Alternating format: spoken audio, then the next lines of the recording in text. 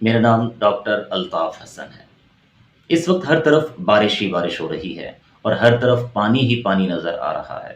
یہ اللہ کا نظام ہے اور اسی کی قدرت ہے کہ وہ آسمان کا بھی مالک ہے، زمین کا بھی مالک ہے اور نظام بارش کا بھی مالک ہے۔ وہ جو چاہے کرتا ہے اور جہاں چاہے جتنا چاہے اور جتنی مقدار میں چاہے بارش برسا دیتا ہے۔ بارش کا آنا اسی کی قدرت اور بارش کا زیادہ آنا بھی اسی کی قدرت ہے۔ اسی بارش کے انتظام کے ذریعے اللہ نے انسان کے لیے اور دیگر جانداروں کے لیے رزق کا اور زندگی کا سامان کیا ہے۔ اور اگر بارش نہ آئے تو پھر ہم دیکھیں گے کہ ہر طرف سوکھا ہی سوکھا ہو جائے، انسانوں کے لیے اور جانداروں کے لیے رزق ختم ہو جائے، قحط سالی پیدا ہو جائے۔ اور اگر زیادہ بارش ہو جائے تو پھر ہم دیکھتے ہیں کہ ندی نالے پانی سے بھر جاتے ہیں اور شہری علاقوں میں سیلابی صورتحال پیدا ہو جاتی ہے۔ ہر طرف کرنٹ لگنے کی مختلف واقعات اور خبریں آنا شروع ہو جاتی ہیں اور پوری زندگی کا نظام درم برم ہوتا نظر آتا ہے۔ چاہے بارش کم ہو چاہے بارش زیادہ ہو، دونوں صورتوں میں یہ اللہ تعالیٰ کی ایک قدرت ہے۔ تو ایسے موقع پر ہمیں کیا کرنا چاہیے؟ ہمیں اللہ کے رسول صلی اللہ علیہ وسلم کے طرز عمل کو دیکھنا چاہیے۔ اس سے پہلے کہ میں اللہ کے رسول صلی اللہ علیہ وسلم کا طرز عمل بتاؤں، میں قرآن مجید کی 2 آیات آپ کے سامنے پیش کرتا ہوں۔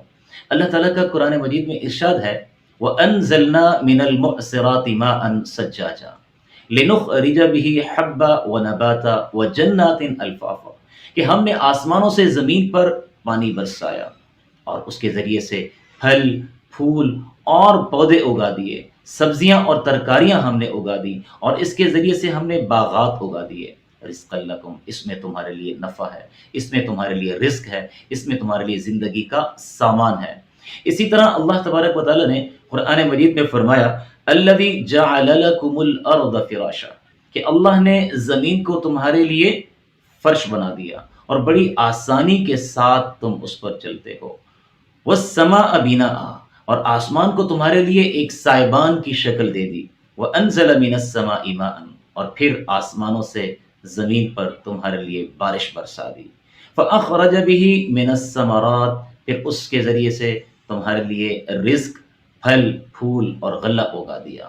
رزق لکم، یہ تمہارے لیے زندگی کا سامان ہے۔ چنانچہ بارش کا برسنا، زمین پر پانی کا آنا اور زندگی کا آغاز اور اسی سے زندگی کی بقا، یہ اللہ کا ایک نظام ہے جو بارش کے ذریعے سے، پانی کے اس سائیکل کے ذریعے سے وجود میں آتا ہے۔ چنانچہ بارش اللہ تعالیٰ کی قبضہ قدرت میں ہے، چاہے بارش کم ہو چاہے بارش زیادہ ہو، ہر حال میں اللہ کا حکم اس کے پیچھے موجود ہے۔ اب میں آپ کے سامنے حضور صلی اللہ علیہ وسلم کا وہ طرز عمل جو بارش برستے وقت آپ صلی اللہ علیہ وسلم اللہ کے حضور پیش کرتے تھے، وہ آپ کے سامنے رکھتا ہوں۔ آسمان پر بادل آتے تھے، ہوائیں چلتی تھیں، گرج چمک ہوتی تھی یا بارش آتی تھی، تو اللہ کے رسول صلی اللہ علیہ وسلم اس صورت میں اللہ کے ساتھ اپنا تعلق اور استوار کرتے تھے اور اللہ کے ساتھ اپنا رشتہ ناتا جوڑتے تھے اور اللہ کی پناہ مانگتے ہوئے نظر آتے تھے۔ تو ہمیں بھی آج اسی طرز عمل کو اختیار کرنا چاہیے۔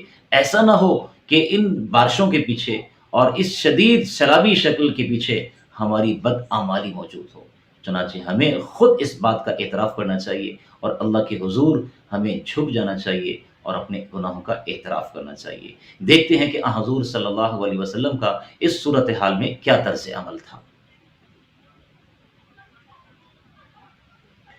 احادیث میں آتا ہے کہ جب ہوائیں چلنا شروع ہوتی تھیں تو آپ صلی اللہ علیہ وسلم یہ دعا پڑھا کرتے تھے، اللہم انی اسألک خیرہا، اللہم انی اسألک خیرہا وخیر ما فیہا وخیر ما ارسلت به واعوذ بک من شرہا وشر ما فیہا وشر ما ارسلت به، یعنی اے اللہ، ہوائیں چل پڑی ہیں، اس میں خیر بھی ہو سکتا ہے، اس میں شر بھی ہو سکتا ہے۔ اے اللہ، ان ہواؤں میں جو خیر ہے اے اللہ میں اس کا طالب ہوں۔ اے اللہ، ان ہواؤں میں اگر کوئی شر ہے میں آپ کی پناہ چاہتا ہوں۔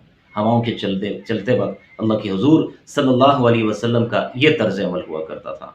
اسی طرح جب بارش ہونے لگتی تھی تو آپ صلی اللہ علیہ وسلم یہ دعا فرمایا کرتے تھے، اللہم سیبا نافعا، اللہم سیبا نافعا، اے اللہ خوب بارش برسا لیکن نفع والی بارش برسا، اے اللہ نفع والی بارش برسا۔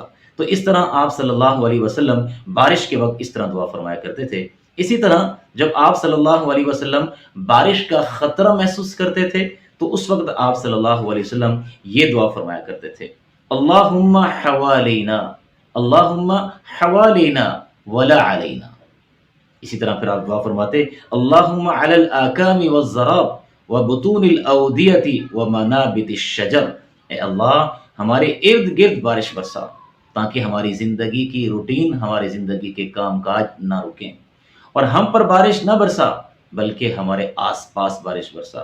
اے اللہ پہاڑوں پر، وادیوں پر، جنگلوں پر، اور اسی طرح ندی نالوں پر اور درختوں کے اگنے کی جگہ پر یا اللہ بارش برسا۔ اسی طرح آپ صلی اللہ علیہ وسلم جب کبھی تیز ہوا کے چلنے کے عمل کو دیکھتے تو پھر آپ گھٹنوں کے بل بیٹھ جاتے اور اللہ تبارک و تعالیٰ سے یہ دعا فرماتے تھے، اللہم اجعلها رحمتا ولا تجعلها عذابا، اللہم اجعلها ریاحا ولا تجعلها ریحا، اللہم اجعلها رحمتا ولا تجعلها عذابا، اللہم اجعلها ریاحا ولا تجعلها ریحا، اے اللہ ان ہواؤں کو ہمارے لیے رحمت کا ذریعہ بنا، اے اللہ اس میں اگر عذاب ہے تو ان ہواؤں کو ہمارے سے دور رکھ، اے اللہ ان ہواؤں کو ہمارے لیے مفید بنا، اگر اس میں کوئی شر اور نقصان ہے تو اے اللہ ہمیں اس سے محفوظ فرما۔